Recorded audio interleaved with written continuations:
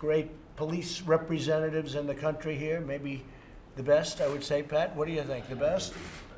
Representing more than 240,000 of our nation's courageous police officers. I want to thank the association president, a friend of mine, Mick McHale, who has been tremendous, who I call on occasionally to say what the hell's happening in a certain location.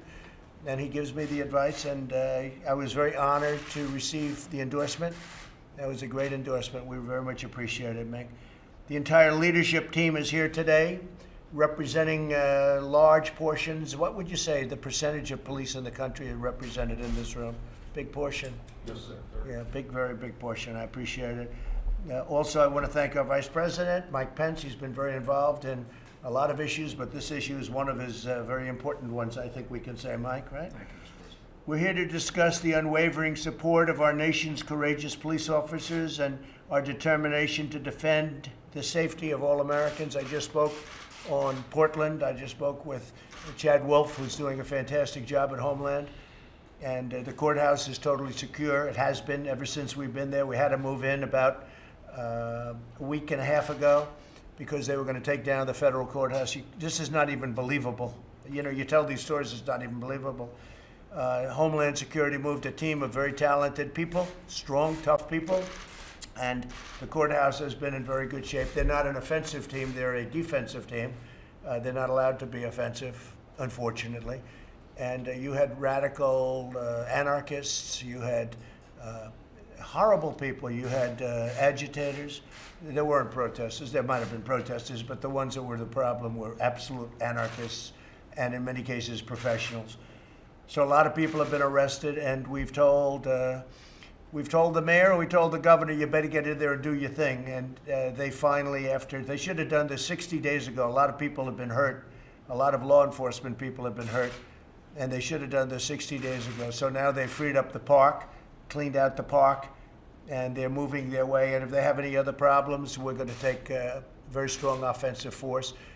Nothing started because the federal government was there. In fact, if we weren't there, you would not have a courthouse right now. You know, the media, some of the media, not all of it, but some of it, they are saying that because the federal government walked in, they became worse. Now, because the federal government walked in, we saved the U.S. courthouse, the federal courthouse, which is was a magnificent. It will be shortly, but you know, there's graffiti all over it and everything else. That's why we moved in, because the local police were not protecting federal property.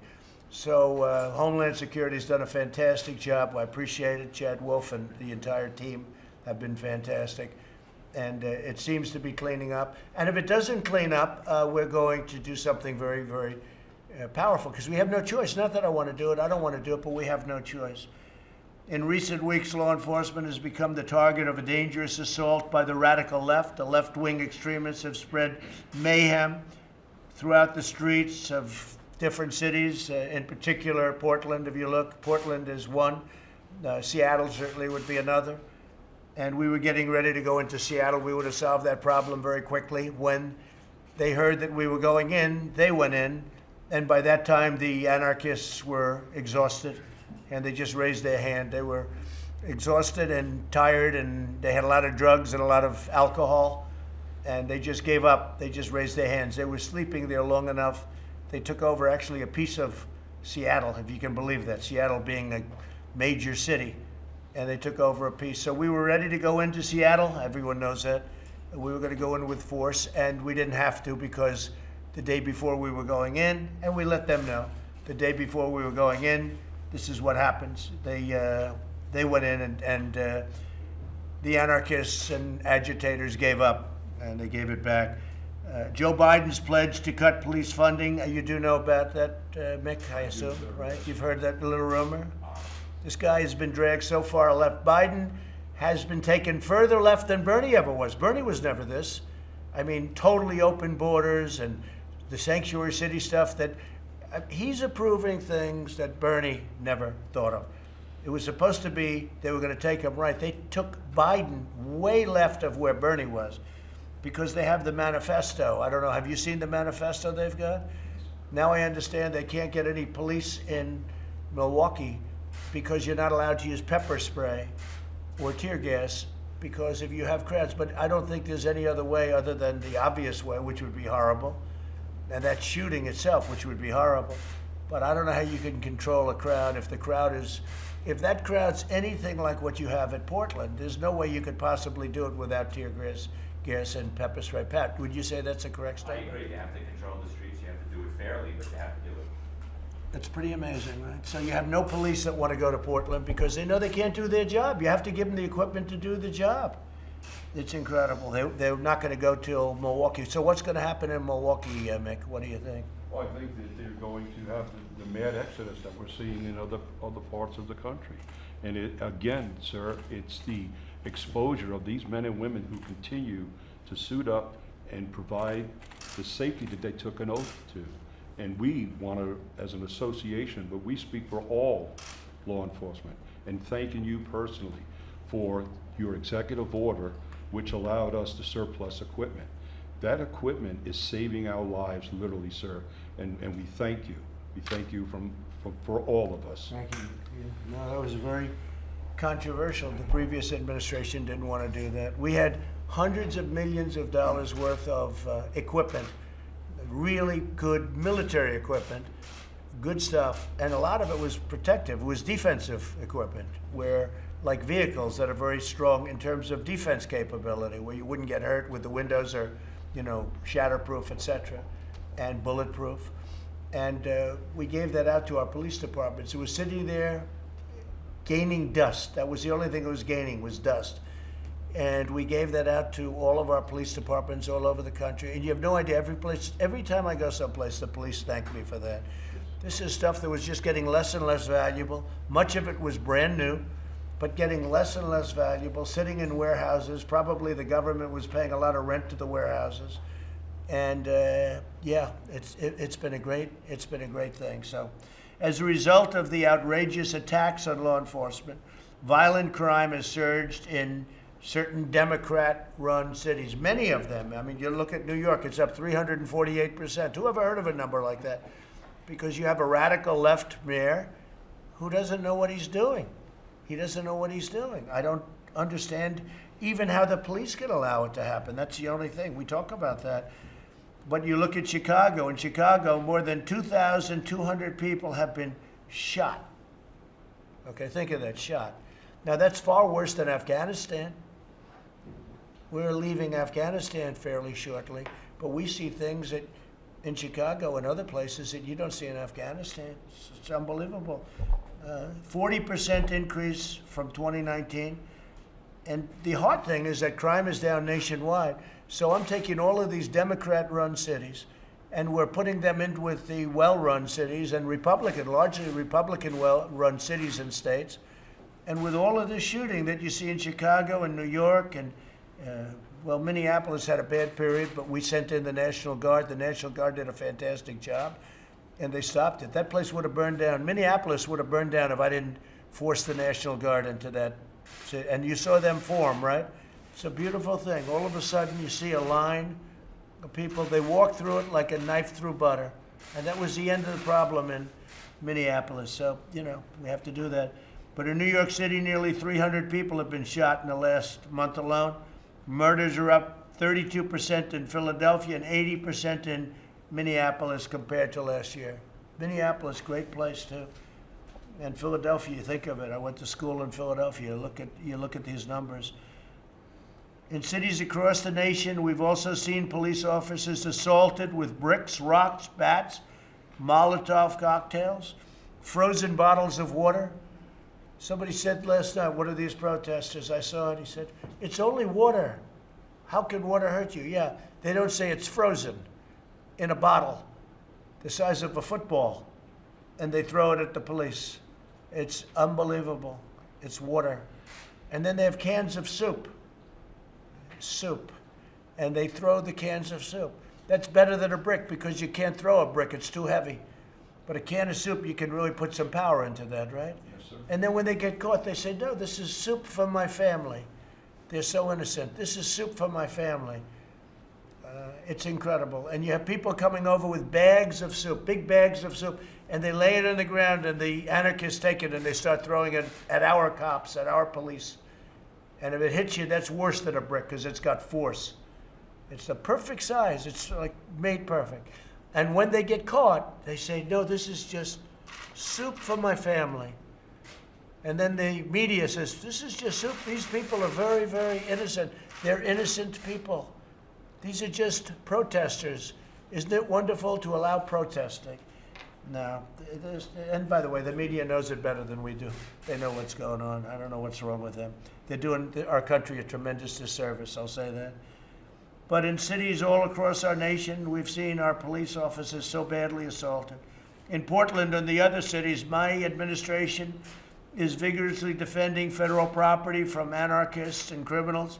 We've also launched Operation Legend, surging federal law enforcement to communities plagued by violent crime. And we're willing to help Chicago. We're willing to help New York. We're willing to help Philadelphia, any city you want.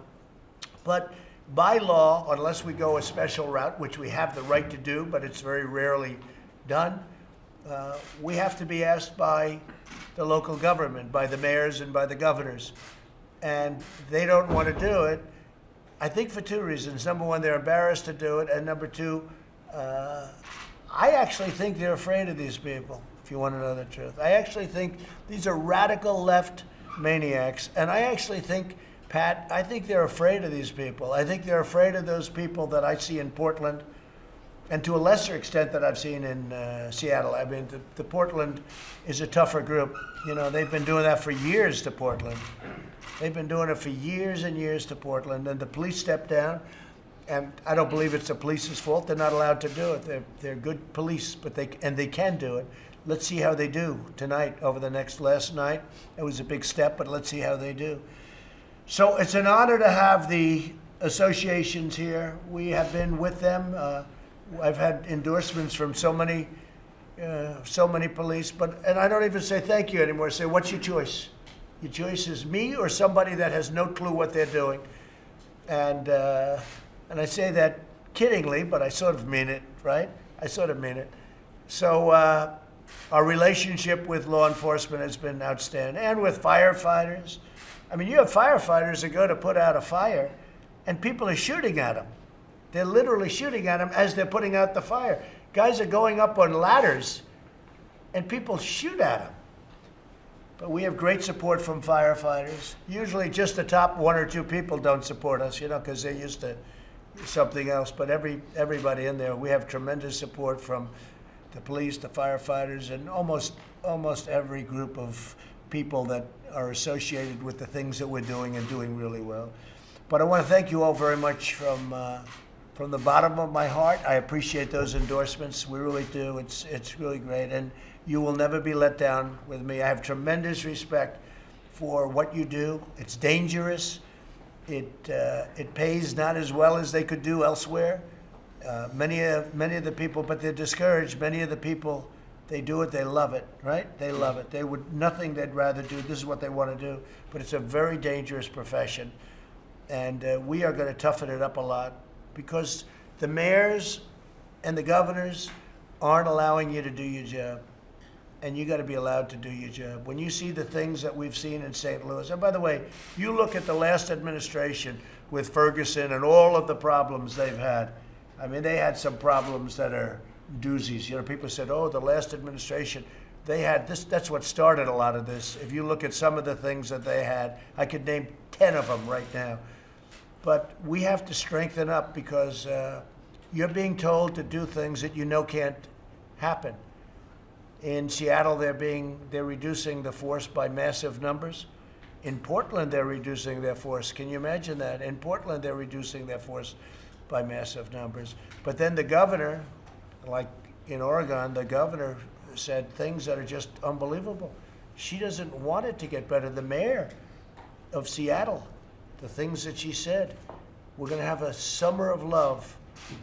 There's something going on that is crazy. Remember this, though, most of our cities are doing really, really well. And despite the pandemic, and we're doing a good job on that, we have vaccines that are really getting close. We have therapeutics that are really getting close. But despite all of that, these cities are doing very well, and law enforcement's at an all-time good. So most of it's good. We only talk about the bad, but most of it's good. Pat, would you like to say something and representing our New York's finest? And we'll go around the room a little bit. We sure do. You know, in our city, we're going through a difficult time. We have a progressive mayor that's anti-police, a city council that's anti-police, and the state house is anti-police. So they're changing the law where it's becoming impossible to do our job. And remember what our job is, to keep folks safe. You do that by helping the good people, going after the bad people. They're stopping us from doing that. So we come So if down a here. mayor tells you, you can't do that, you cannot, your job is to keep people safe, right? That's it. So is that a higher calling than listening to a mayor? Well, you know what? They're the boss in our town, so we have to go by the rules they set. The problem is the rules they are setting, the laws they are passing, are making it impossible, because what happens then, we're criminally charged. So we come here today, Mr. President, to ask for help, to have a Do discussion they on what we actually need. charge you criminally? Yeah, they can charge us criminally, yes, sir. It's disgraceful. It's like they reversed the world. It's the upside down world right now. And I have 36 years in the job. I've never seen it this bad, sir. Never been anything like it. Hey, look, I lived in New York, and we never had a problem in New York. New York was, once Rudy did a great job as mayor, in all fairness, because before that, but I think this is worse than the Dinkins era now. How do you compare this to the Dinkins era? It's worse. You know, we had disturbances back during Mayor Dinkins' time, but we had it in one neighborhood, possibly two. We had disturbances recently in 3 boroughs, sir. You know, we have neighborhoods where your father started, that Right. it's going back to be crime-ridden. Into Manhattan, where you did so much building, it's starting to go back to crime-ridden, where they looted in Midtown. So obviously there's a And problem. with Dinkins, if you go back to that period, everybody respected the police, and the police were allowed to do their job in all fairness. It was never like, we're gonna cut our police force. It was always, we're gonna get more police, in all fairness. And then Rudy came in and did a great job, so, you know, it's one of those things. I think you have to do what you have to do. I mean, you have to keep people safe. You have to keep people safe. Go ahead, please. Mr. President, it just, you know, the level of attacks that are going at us, going after our qualified immunity, going after our due process rights, it's a complete assault on the people who are paid to protect the citizen. And if we can't do our job, in Massachusetts, they want to file bills that we will not be able to put our hands on somebody unless we're arresting them. So if we're dealing with disorderly people, intoxicated people, people with mental health issues, trying to get them into an ambulance, get them to a hospital, we could be sued And you can be sued individually or as a force? individually. So are they taking immunity away from you? They're trying very hard. Yeah, that's the next move. You know, they want to take immunity away from police so that if you do what you have to do and you do it right, you can get sued. I mean, the whole thing is just crazy. So you're having a hard time in Massachusetts? Yes, Mr. President. We're working very hard. The unions are sticking together, working very hard, and hopefully we can curb some of this. Is the governor trying to help? It hasn't gotten to his desk yet, Mr. President, but we're hoping that we've made some very solid arguments on all these issues where he can slow the process down. That's the problem. You guys have to stick together. You got to do what you're doing. I mean, you can't let it happen. You know exactly. For instance, when you have a problem in Massachusetts, are you allowed to use pepper spray? Yes, Mr. President. So you are. Do you think they're going to end that? Are they thinking about that? it? That is one thing they have not gone after, Mr. President. 'Cause They it's are going impossible. They are going after our canines. They are going after the tear gas, and our canine officers. How are the canines? Very effective, I would imagine. Yes, Mr. That's- President. In multiple areas. Yeah, right. And they're going to stop with the canines. They are trying to limit their use, Mr. President. And how about you, my friend? We represent almost 33,000 law enforcement officers in the state of New Jersey. And, you know, I was talking this morning with these guys and I said that the defund the police is already, the experiment has already proven how poorly it is throughout the country. In New Jersey, they're talking about the new use of force policy with proportional force. And my response is, if you want to see a fair fight, go to a wrestling match where 185, you know, fights 185. We want to end these resisting cases as quickly as possible. There's nothing pretty about somebody resisting arrest. And if you're going to use proportional force, it's going to, that's, we're So what does that mean? That means you can't put 2 on 1, you can't put 3 on 1. What does that all mean? You mean you have to give the criminal a chance? Is that what? We have to fight fair, I think, to place them under arrest. We have, nation. That's one I've never even heard of. Have you heard of that one, John? That's one. No, sir. But nationwide, you know, it's proportional. It's use of force continuum. You can always extend. You can always go up in one level.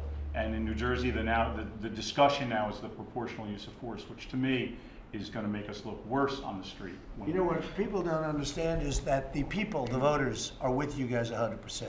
I'll bet you if you looked, it would be really, I don't want to say a number because then they'll say, oh, he was wrong on the number. The number is, 2 points lower.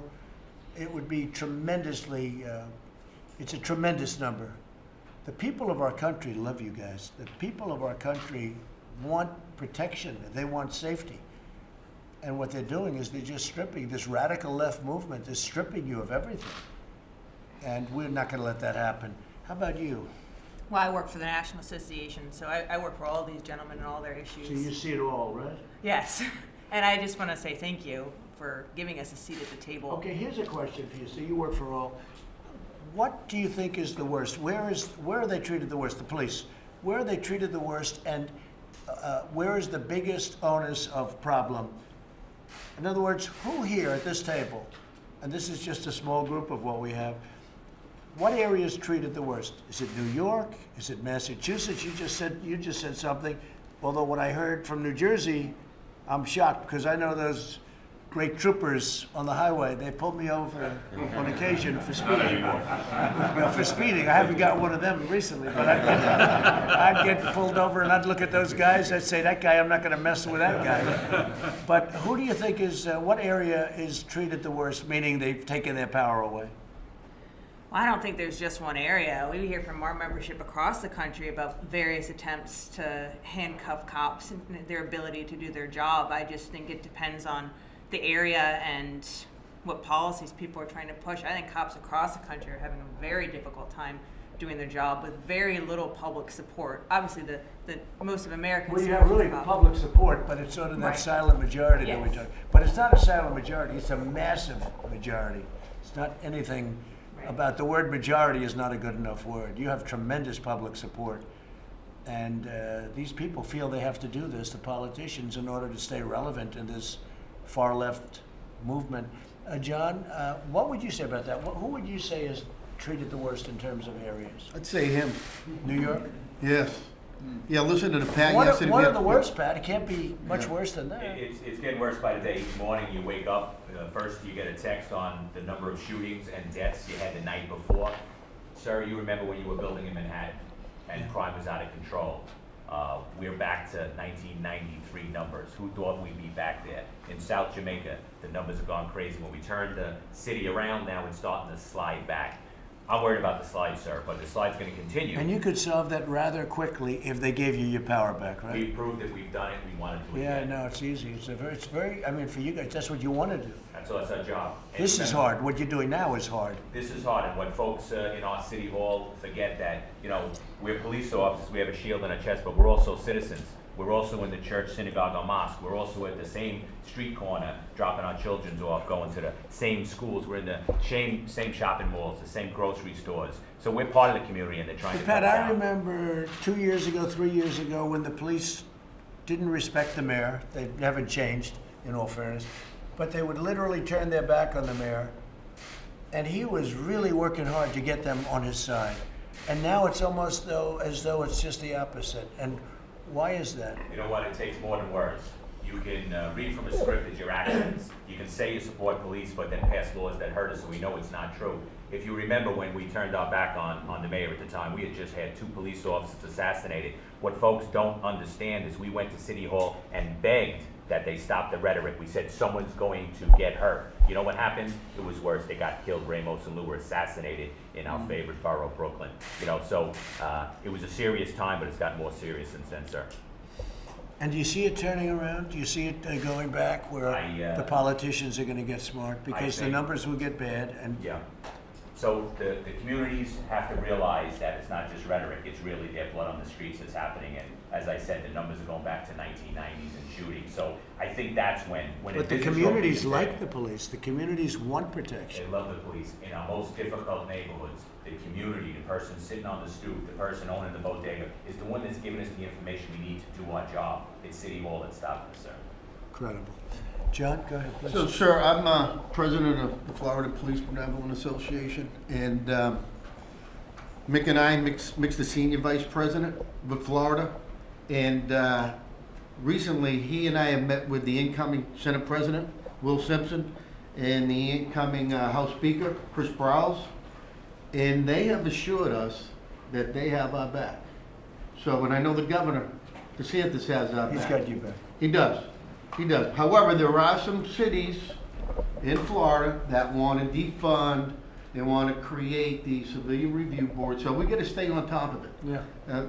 Pat's got a problem, and whatever he needs from us, we got his back. I think the cops in New York have to get tough again. We want to, we have They the gotta skill get and the tough. tools. They got a big voice. You know, you got a lot of people, that's a great force, and they have to get tough again. Absolutely correct. They're gonna have to take it and they're gonna have to, you just said they have to protect, you're sworn to protect the people. You know, there's a point at which you have to, that's also an order coming down, protect the people. And I think Florida's gonna be in great shape with you, Governor, and everything else, but you gotta always watch it, John. No, we do. We really do. And listen, we're out there working it. And like I said, we represent over 30,000, and we got a lot of retirees from New York and New Jersey. You're welcome. Thank you. Do they come into the force? Then, Can you well, some imagine? of We them train do. them in New York, they leave after They 20 do. years and they go to Florida They go to court. and they become police. They have a good life, right? You want to say something, Mick? Yes, sir. I think what's important and what radiates to our membership, sir, is your support that we're entitled to due process. And I don't think enough of the public realizes that. But your message, getting behind our profession and simply saying, we have due process as part of our state constitutions, and obviously we have a national due process that we're entitled to. That's all we ask for. Again, they're going each and every day under attack, but they raised their hand, they took an oath, and they're not gonna give up. And it's your message, but it's your administration. The Attorney General has been to many of our cities, many of our functions, and he delivers the same message, and it's always from you, sir. We got your back. That's the most important aspect we could ever seek in our profession, to know somebody has our back. Well, In the what do you military, do- they say covering your six. Right. Sir, you're covering our six, and we thank you. I am covering you, but what do you do when you have a radical left, crazy mayor, and they're giving you orders that you know will lead to tremendous death and crime?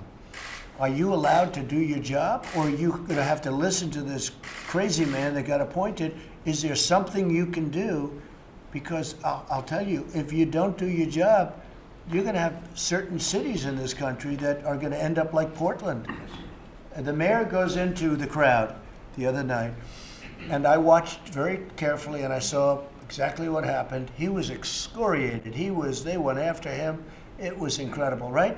And shouting at him, resign, get out of here, we don't want you, horrible. And yet I watched on NBC News, Lester Holt, on your news, Peter. If you watch that newscast, it was though it was a big, beautiful thing that he went in with the people.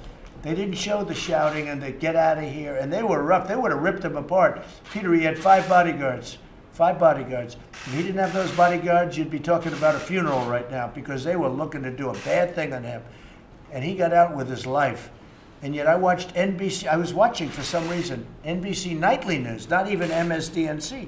I'm watching NBC Nightly News, and if you watch that, it looked like he was a man of the people, the mayor. They would have ripped him apart.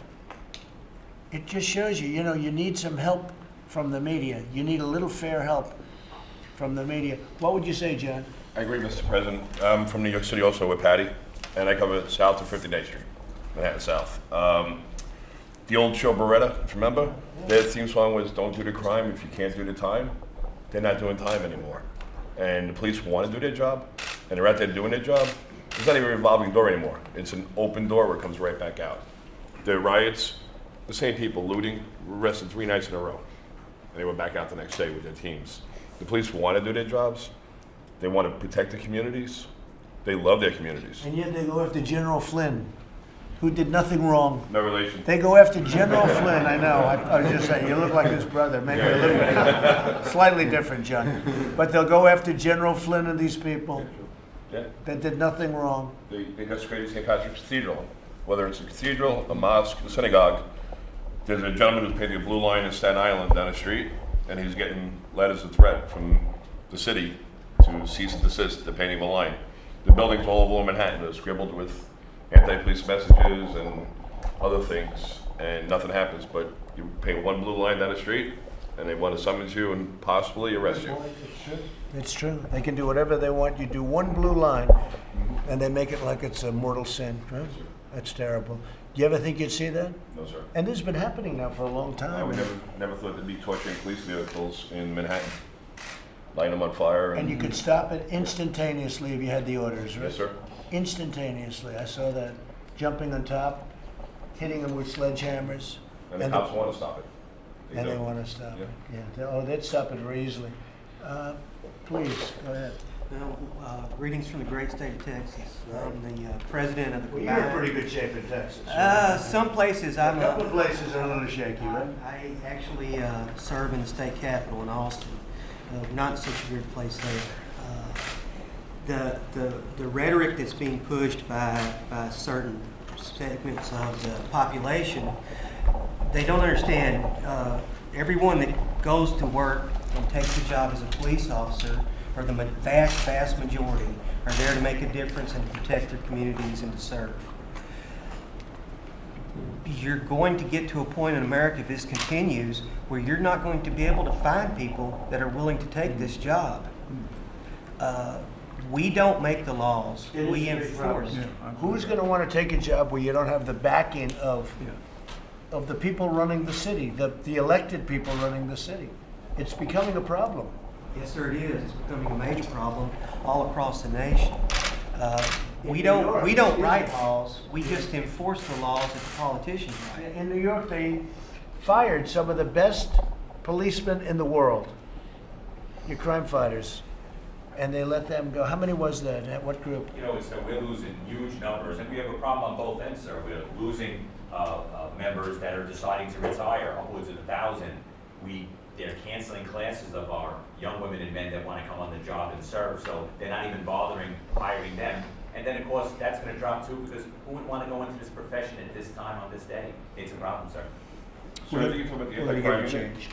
The anti-crime unit in New Yeah. York? That unit? The anti- That's what I did before I became on the Were board. you on the unit? Yes, sir. And patrols out there every day, but they answer the radio. They're in uniform, and they respond from call to call, and the calls are getting so much more increased. Those guys in plain clothes, they went out and they looked for the bad guys. Then they took the guns up the street. And they really, did they have more shootings? Of course, because they're the ones going head to head with the guys with the guns. As soon as they canceled that unit, that weekend, that's when the shootings rose incredibly. And the bad ones knew it too, Oh, yeah. because they know the guys and they say, hey, we're not going to mess around with these guys. And now all of a sudden they heard they were fired. Oh boy, we have a free reign. That's what happened, right? So they went back So to patrol. simple to understand. It's so simple. If the media the media is part of the problem, because they don't report the news the way it is. They don't report it. They make it look like these are wonderful people. I watched New York. I watched them burning storefronts and going crazy. I watched in Minneapolis. You have this guy from CNN with a camera. The city was burning behind him. And he's talking about what a lovely group of protesters. It's really disgraceful. The media is a big, I call it the opposition party. The media is a big part of the problem. There's really the fake news. It's a big part. They don't report it because it's common sense. It's so simple to understand. Hopefully Texas will be in great shape, okay? How about you down there? Mr. President, thank you very much. I'm Bill Johnson. I'm the Executive Director for NAPO, and I kind of have a similar perspective to Andrea did in terms of nationally, all the problems that we've got, big cities, small towns. Okay, so I'll ask you the same question. So where are you having the worst time? I think, obviously, the violence that's going on in cities like New York City and Portland, Oregon is horrible. What about Wisconsin, where they take the pepper spray and the tear gas away? What about that? Those are difficult also. And there's also another problem where you have cities like Minneapolis, for example, where the violence has been quelled, but now you've got the city council voting to disband the entire police department. That's a whole nother kind of stress. It's bad for the officers, They their want to disband families. the whole police department. Dismantle. So, Yes, Mr. yeah, President. they want to dismantle, right? But- Dismantle the whole police department. Yes, Mr. President. Of course, the people who voted for that maintain their own private security. That's okay. But the shopkeeper, the guy running the gas station, the person trying to take the trash out in the middle of the night from the McDonald's can't call the police. So when you guys hear the term abolish, they use the word abolish the police, abolish the departments. Some of these people are actually serious about that. They are, Mr. That's President. not just rhetoric. No, they're insane, but they're serious, Mr. President. And it's the cities and it's the men and women who are going to suffer. I mean, it's elementary. And but they don't seem to defunding get they're it. already doing. I mean, defunding they've started. Yes, Mr. New York President. took off $1 billion, right? So, Yes, Mr. President. So defund and abolish. And that's their favorite of all phrases, defund and abolish. Yes, Mr. President. And then once they do that, who knows what their next step's going to be? Who's gone the furthest of the cities In to terms of- defund and abolish? I think Minneapolis, as far as I know, where they actually had, I understand it was a unanimous vote by their own council to completely yes, do I- away with it. And yet the leaders have armed police around their house, right? Yes. That's Mr. nice. President. Go ahead, please. Mr. President, thank you so much for taking this, Mr. President. My name is Mark Alvaro. I'm from New Jersey. I'm Pat's Executive Vice President. We're in trouble. Our governor turned it back on us about a year ago. Our Attorney General's turned it back on us. The legislature's pretty much is throwing crazy bills at us. We're in a fight for our lives and our members for our lives. Our guys and girls are really in trouble in New Jersey right now, and we really need your help. So surprised to hear about New Jersey.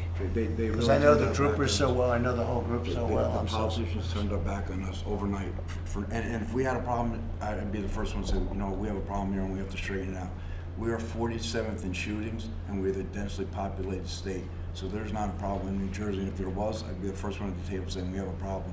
But they're coming down with some crazy legislation, and they're coming out. But those numbers will go up. Those numbers will change with time, Absolutely. if they do what you're saying. No, I'm talking about police shootings. We are 47th lowest.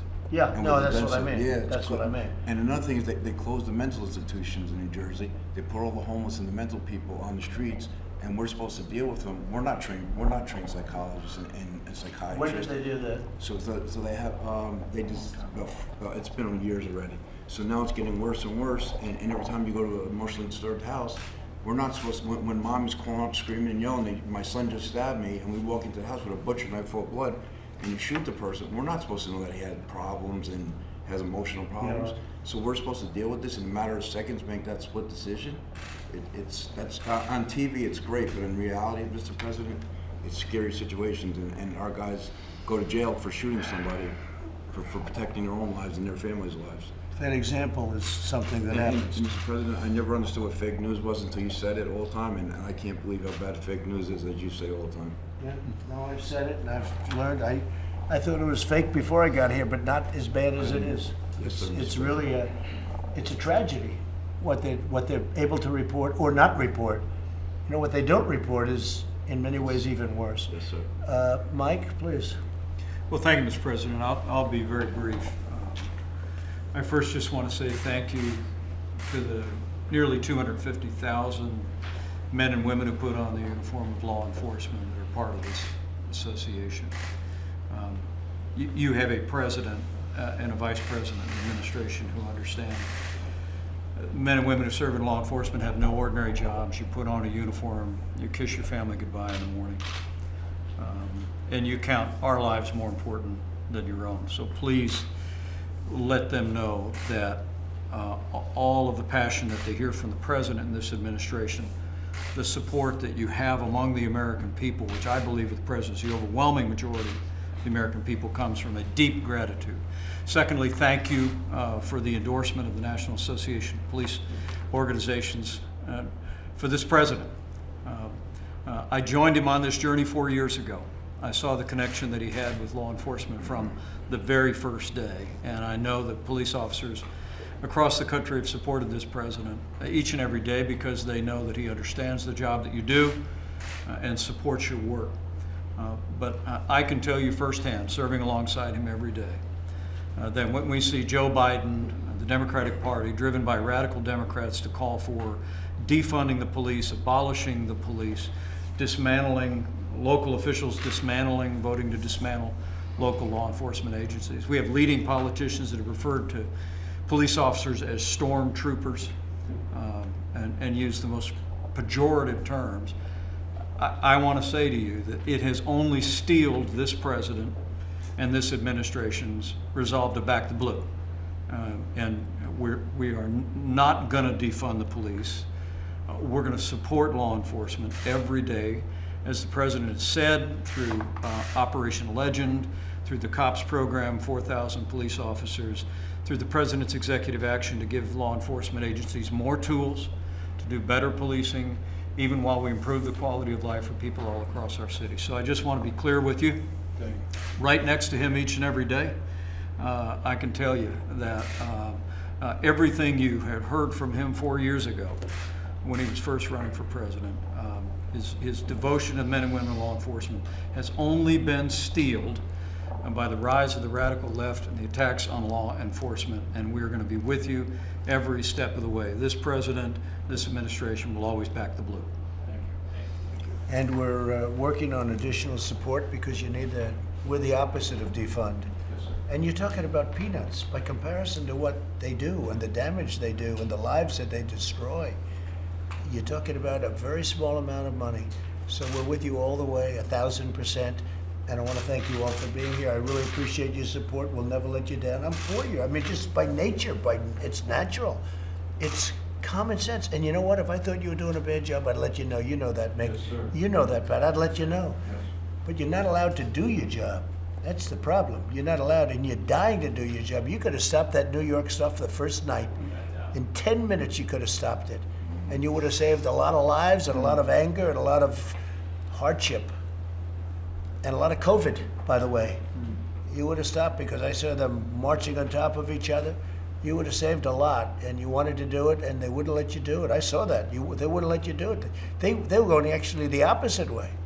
Turn your back, and then people start getting hurt. That had nothing to do with it. They were getting hurt. They just don't let you do your job. All right. Well, I want to thank Jennifer. Go ahead. Mr. President, Go ahead. on the negotiations with Congress, I think the Democrats are hoping to hear directly from you on what you support. Would you be willing to spell I out what think you the back? Democrats don't care about the people of our country. I really don't. I told my people, the Democrats do not care about the people of our country. They don't want to do what you should be doing for the people of our country, whether it's unemployment or anything else.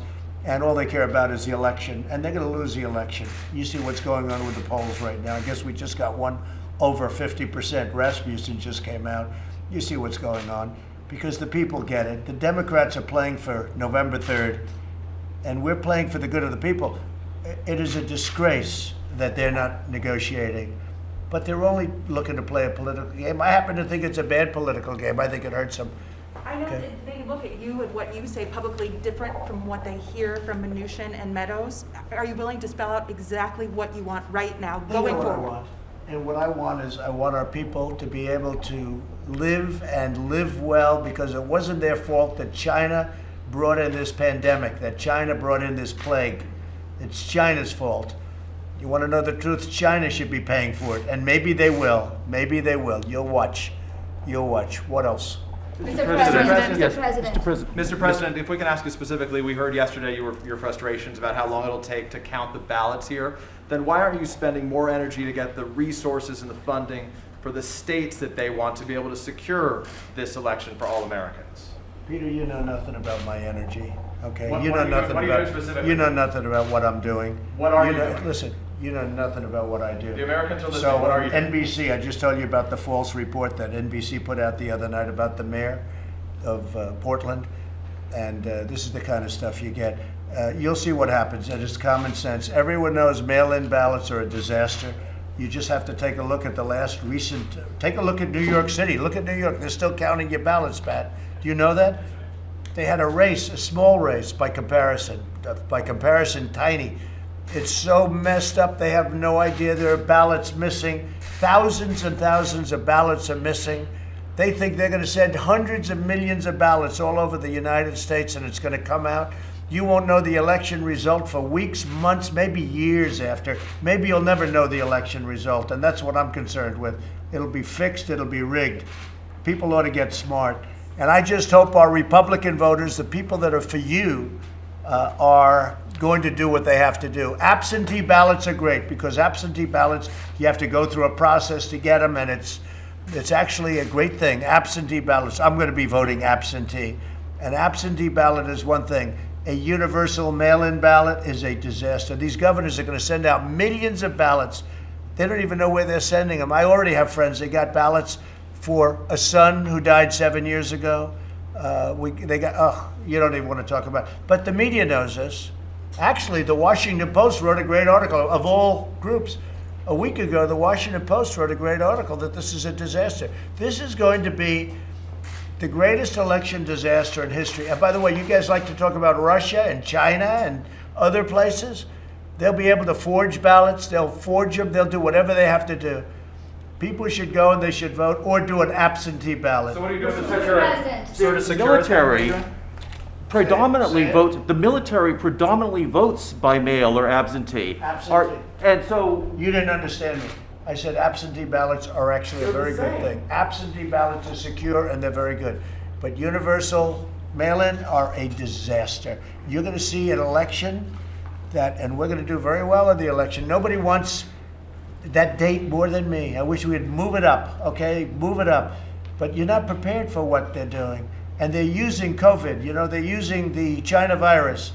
China must be very happy about it because they hit us with a virus and now they screw up an election like you will never see. You watch what happens. I don't think you'll ever give me any statement. I guess Trump was right, but the people know I'm right. Watch what happens. New York City has a little election. We just talked. You got to see. Do you know how far they're never going to have the result of that election? Never the correct result. They'll probably announce something at some point. But when did that take place? Like 5-6 weeks ago. Absentee ballots, great. Going to the polls, great.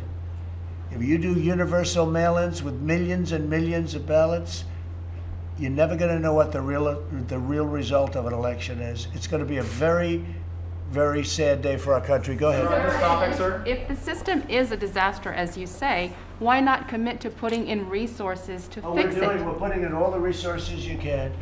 But as a couple of the radical left people said, you know, who actually agree with me, they said, no matter what you do, we're not prepared for this. They're not prepared for an onslaught of millions of ballots pouring in. They're not prepared. They're not prepared. You watch. They're not going to announce anything on November 3rd. They're not going to announce it on the 4th or the 5th or the 6th. It'll go on forever. People should go. You know, they voted, Mick, during World War I. They voted during World War II. They went to the polls. They voted. They went to their booth, and they voted proudly. But now with COVID, they don't want to vote. It's not they don't want to vote. This will be catastrophic for our nation. And you'll see it. I'm always right about things like this. I guess I must be. I wouldn't be sitting here. Yes, Jennifer, go ahead. You want something? Jennifer, did you want? No, that's all right. Mr. President, what is your decision to delay the election in Hong Kong? What is your opinion? I want to right now focus on this election. I'll have a statement about that soon. On this I heard topic, that.